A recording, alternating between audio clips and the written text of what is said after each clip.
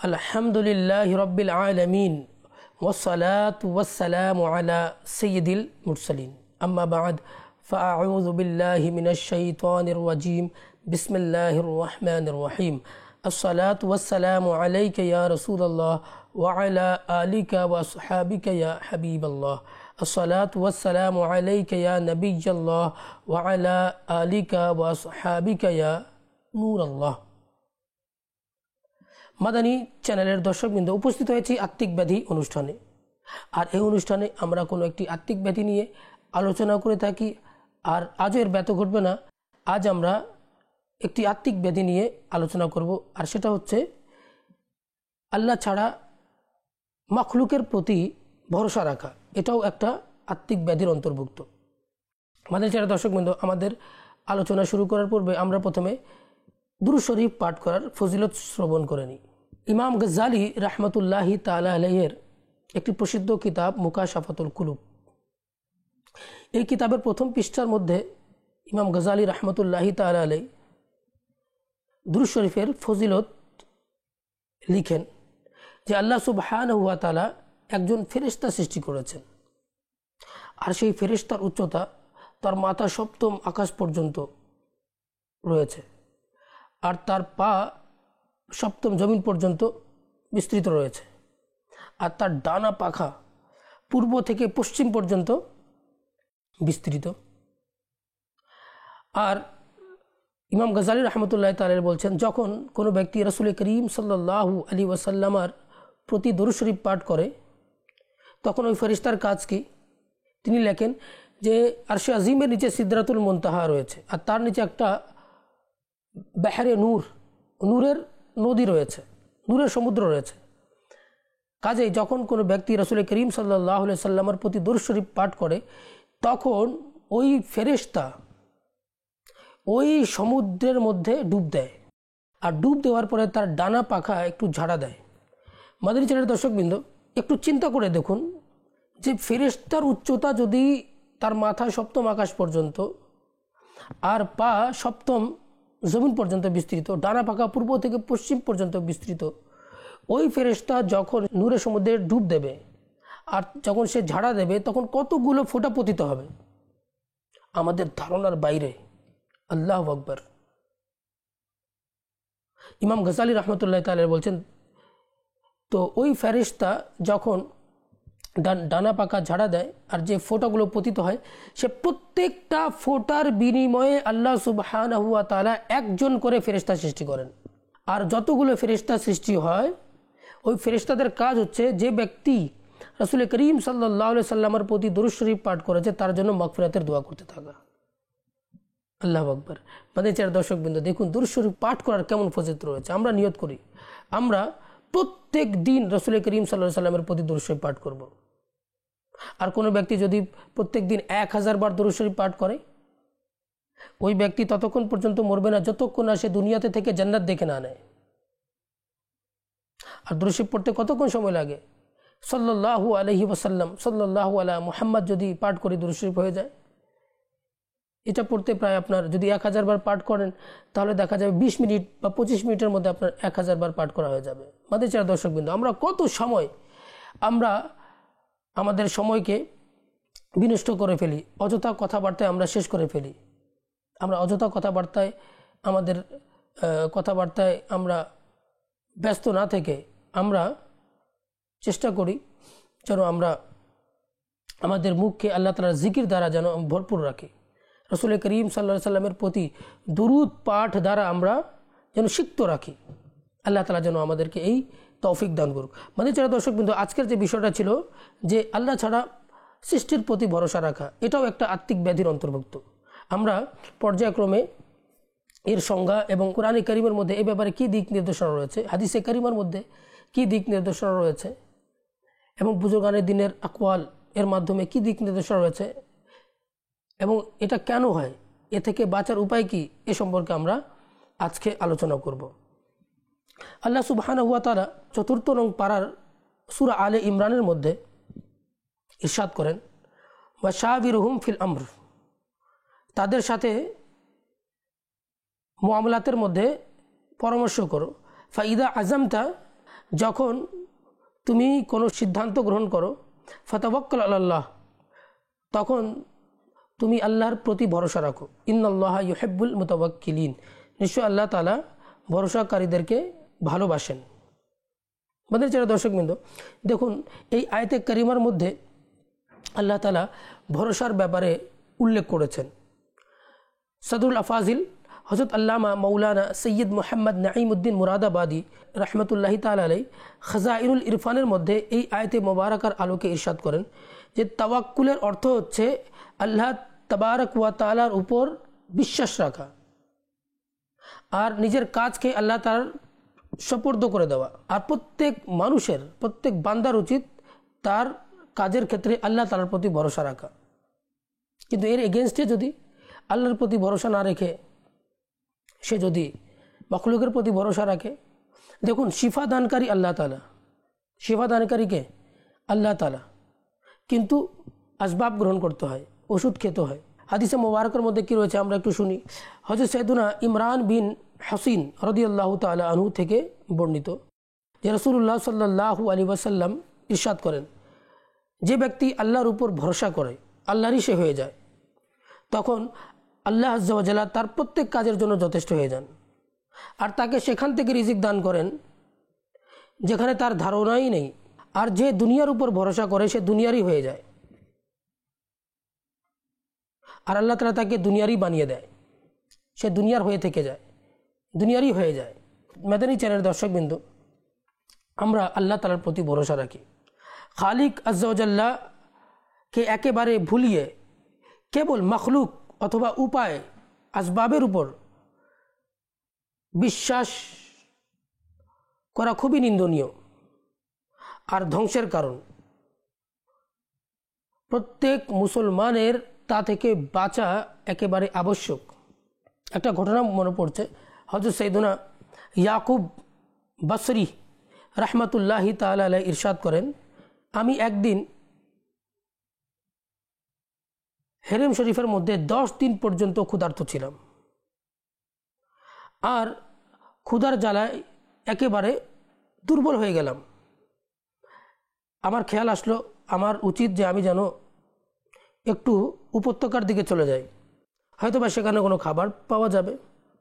সেখানে যখন পৌঁছালাম তখন একটা পুরনো শালগম পেলাম, আমি সেটা উঠিয়ে নিলাম, কিন্তু অন্তরে একটা ভীতি কাজ করছিল আর মনে হলো যেন কেউ বলছে 10 দিন ক্ষুধার্ত থাকার পরে তোমার অংশে এই পচা শালগম আসলো। সুতরাং আমি কি করলাম, ওই শালগমকে নিক্ষেপ করে দিলাম, ফেলে দিলাম আর আবার মসজিদে চলে আসলাম। শালগমের প্রতি ভরসা না রেখে আল্লাহর প্রতি ভরসা রেখে আমি মসজিদে চলে আসলাম। কিছুক্ষণ পর একজন অনারবি ব্যক্তি আমার সামনে এসে বসে গেল। এরপর সে একটা ব্যাগ বের করলো আর বলল, এটা তোমার জন্য। আমি জিজ্ঞাসা করলাম যে তুমি এটা আমার জন্য কেন নিয়ে এসেছো? সে বলল, আমি 15 দিন যাবত সমুদ্রে ফেসেছিলাম। আমি মান্নত করলাম যে আল্লাহ আযজা ওয়া জাল্লা যদি আমাকে রক্ষা করে, আমাকে বাঁচিয়ে নেয়, তাহলে মসজিদের হেফাজতের দায়িত্বে যারা আছে, যে ব্যক্তিকে আমি প্রথমে দেখব, আমি এই ব্যাগ তাকে সদকা করে দেব। কাজে আমি যখন আসলাম আমার মান্নত পূরণ করার জন্য, প্রথমে আপনার সাথে আমার দেখা, এজন্য দয়া করে আপনি এটা কবুল করে নিন। তো তিনি বললেন, আমি কি করলাম, ব্যাগটা নিলাম। তো ব্যাগের মধ্যে ছিল মিশরের ময়দা এবং বাদাম ছিল এবং মিষ্টি ছিল। আমি কি করলাম, সেটা থেকে সামান্য নিয়ে নিলাম আর বাকিটা ফেরত দিয়ে দিলাম। এরপর নিজেকে বললাম যে তোমার রিজিক তোমার দিকে সফর করে তোমার দিকে আসছে আর তুমি সেটা তুমি উপত্যকায় গিয়ে তালাশ করছো। আল্লাহু আকবার। আসলে মাদানী চ্যানেলের দর্শকবৃন্দ, রিজিক মানুষকে তালাশ করছে। আল্লাহ তাআলা যেদিন মানুষকে সৃষ্টি করেছেন সেদিনই সে সৌভাগ্যবান হবে, কে দুর্ভাগা হবে, সে মুত্তাকি হবে না পরেজগার হবে না গুনাহগার হবে, তার রিজিক কতটুকু সে কখন মারা যাবে, সব কিছু লিখে দেওয়া হয়েছে। আল্লাহ তাআলা যেন আমাদেরকে আল্লাহ তাআলার প্রতি ভরসা রাখার তৌফিক দান করুন। রিজিকের মালিক কে? আল্লাহ। রিজিকের মালিক আল্লাহ। আল্লাহ সুবহানাহু ওয়া তাআলা কুরআনে কারীমের মধ্যে ইরশাদ করেন, ওয়ামা মিন দাব্বাতিন ফিল আরদি ইল্লা আলাল্লাহি রিজকুহা। ভূপৃষ্ঠের উপর এমন বিচরণকারী এমন কোনো প্রাণী নেই যার রিজিকের দায়িত্ব আল্লাহ তাআলা নেননি। আচ্ছা মাদানী চ্যানেলের দর্শকবৃন্দ, ভূপৃষ্ঠের উপর মানুষ শুধু কী করে? উপার্জন করে নিজের রিজিকের জন্য। চাকরি করে, কেউ ব্যবসা করে, কেউ এক্সপোর্ট করে, কেউ ইম্পোর্ট করে, বিভিন্ন কাজের সাথে জড়িত। কিন্তু মানুষ ছাড়া আরও তো মাখলুকাত আছে। এই বিশ্বের মাঝে 18,000 মাখলুকাত রয়েছে। সবাই কি চাকরি করে? সবাই কি ব্যবসা করে? সবাই কি বিভিন্ন কাজের সাথে জড়িত আছে? না, সবার রিজিকের দায়িত্ব আল্লাহ তাআলা নিয়েছেন। সমুদ্রের মাঝে কতগুলো মাছ, হাজার হাজার মাছ, তারাও তো খায়, তারা পানিতে থাকে, তাদেরকে রিজিক কে দেয়? আল্লাহ তাআলা। আকাশে কতগুলো পাখি উড়ে বেড়ায়, তাদেরকে রিজিক কে দেন? আল্লাহ তাআলা দেন। ছিদ্রের মধ্যে ছোট ছোট পিপিলিকা, এদেরকে রিজিক কে দেন? আল্লাহ সুবহানাহু ওয়া তাআলা। আবার জঙ্গলের মধ্যে কত ধরনের প্রাণী, বাঘ, যাদের খাদ্যই হচ্ছে মাংস, মাংস ছাড়া তারা কিছু খেতে পারে না, তারা ঘাস খায় না, ঘাস খেলে তাদের হজম হবে না, তারা তো মাংস খায়। আল্লাহ তাআলা তাদেরকে রিজিক দেন।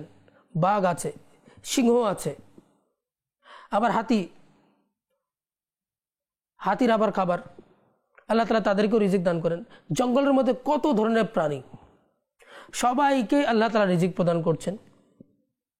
আবার কতগুলো চতুষ্পদ জন্তু আছে, চতুষ্পদ জন্তু যারা ঘাস খায়, আল্লাহ তাআলা তাদের জন্য রিজিকের ব্যবস্থা করে দিয়েছেন।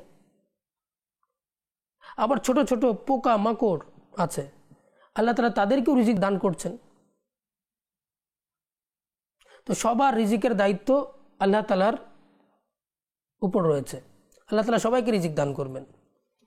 আমাদের চ্যানেলের দর্শকবৃন্দ, বলা হচ্ছে যে পৃথিবীর যদি সব কিছু যদি শেষ হয়ে যায়, আটা, চাল, গম সব কিছু, আল্লাহ তাআলা সমুদ্রের মধ্যে এত মাছ রেখেছেন, এত রিজিক রেখেছেন যে পুরো বিশ্বকে খাওয়ানো সম্ভব। মাছ দ্বারা 100 বছর পর্যন্ত খাওয়ানো সম্ভব। মানে বিশেষজ্ঞরা গবেষণা করে বলছে যে সমুদ্রের মাঝে এতগুলো খাবার রয়েছে। আল্লাহু আকবার। এগুলো কে সৃষ্টি করেছেন? আল্লাহ তাআলা। তো আমাদের ভরসা কার প্রতি করা উচিত? আল্লাহ তাআলার প্রতি। একটা পাখি তার নিড় থেকে বের হয়, সে তো কোনো চাকরি করে না, ব্যবসা করে না, নিড় থেকে বের হয় সকালবেলা, সে ক্ষুধার্ত, তার পেটে খাবার নেই, সে সারাদিন ঘুরে বেড়ায়। যখন সে আবার ফিরে আসার সময়, বের হয়েছিল তার পেটে খাবার ছিল না, যখন ঘরে ফিরে আসে, নিড়ে ফিরে আসে, তখন তার পেট ভর্তি খাবার থাকে। রিজিক কে দিয়েছেন? আল্লাহ তাআলা দিয়েছেন। আল্লাহু আকবার। এভাবে আরও পিঁপড়া আছে, সেও খাবার খাচ্ছে, আল্লাহ তাআলা তাকে রিজিক দান করেছেন। তো ভরসা কার প্রতি করতে হবে? আল্লাহ তাআলার প্রতি। আচ্ছা, অনেক সময় এটা তো রিজিকের ব্যাপার গেল, চিকিৎসার ক্ষেত্রেও শিফা দানকারী একমাত্র আল্লাহ সুবহানাহু ওয়া তাআলা। আল্লাহ তাআলার জাত, তিনি চাইলে শিফা দিতে পারেন। অথবা আল্লাহ তাআলা যদি চান কোনো ওলির মাধ্যমে, কোনো নেককার ব্যক্তির মাধ্যমে, নবীর মাধ্যমে শিফা দান করতে পারেন। একবার মুসা আলাইহিস সালামের পেটে ব্যথা হলো।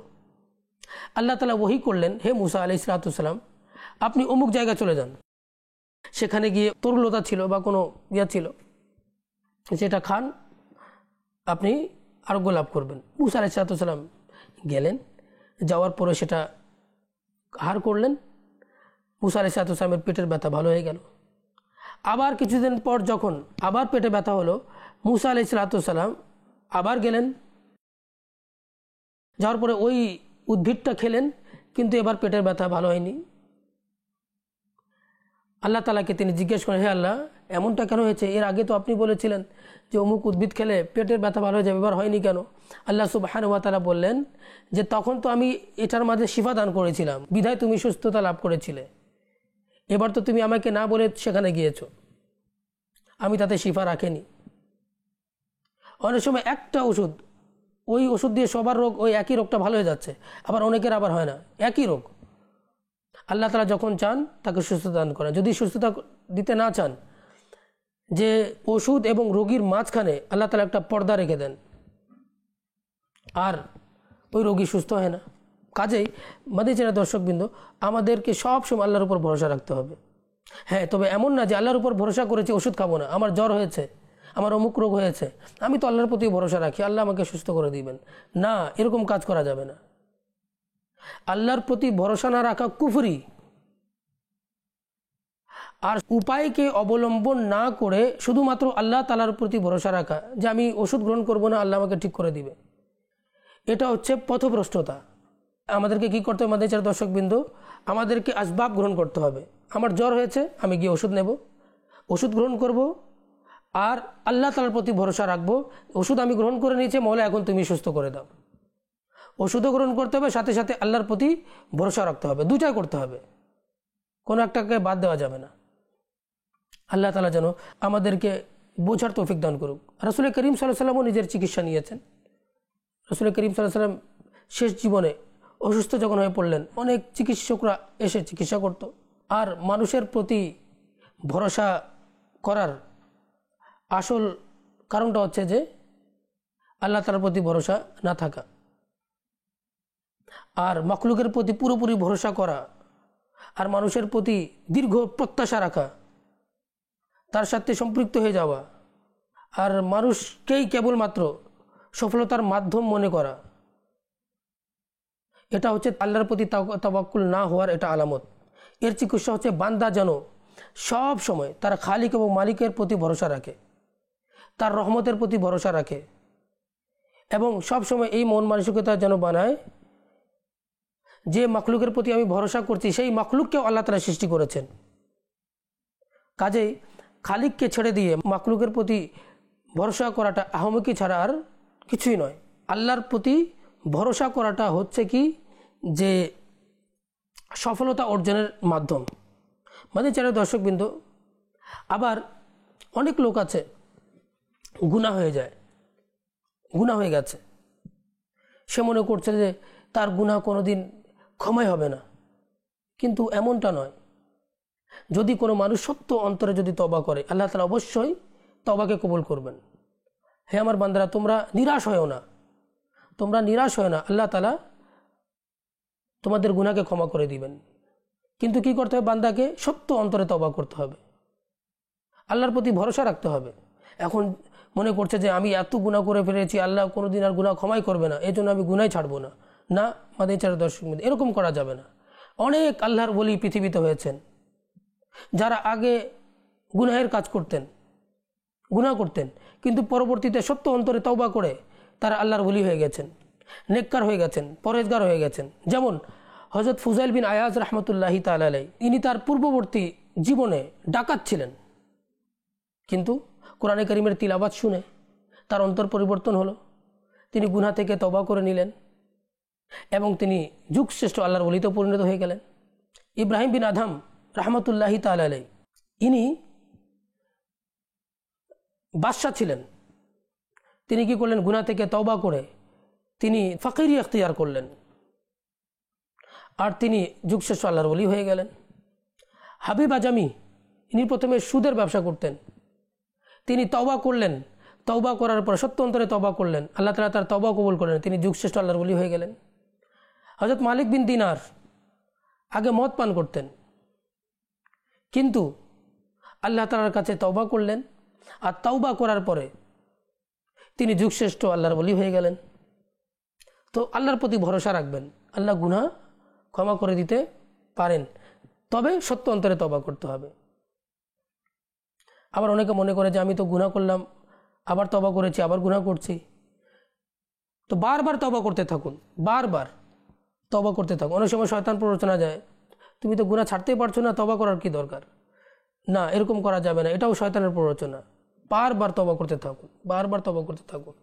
আর নামাজ আদায় করুন, 5 ওয়াক্ত নামাজ যথাসময়ে আদায় করুন। ইনশাআল্লাহ আযজা ওয়া জাল্লা এই 5 ওয়াক্ত নামাজ আপনাকে গুনাহ থেকে বাঁচিয়ে নেবে। ইন্নাস সালাতা তানহা আনিল ফাহশাই ওয়াল মুনকার, নিশ্চয় নামাজ অশ্লীল কাজ থেকে বিরত রাখে। আল্লাহ তাআলা যেন আমাদের সকলকে আল্লাহ তাআলার প্রতি ভরসা রাখার তৌফিক দান করুক। আমিন বিজাহিন নবিল আমিন ওসল্লাহ তাল্লাম। আজ এই পর্যন্ত মাদানী চ্যানেলের দর্শকবৃন্দ, আগামী অনুষ্ঠানে আবারও একটা নতুন বিষয় নিয়ে আপনাদের সম্মুখে উপস্থিত হব। ততক্ষণ পর্যন্ত ভালো থাকুন, সুস্থ থাকুন, মাদানী চ্যানেল দেখতে থাকুন। সাল্লু আলাল হাবিব সাল্লাল্লাহু তাআলা আলা মুহাম্মদ সাল্লাল্লাহু আলাইহি ওয়াসাল্লাম।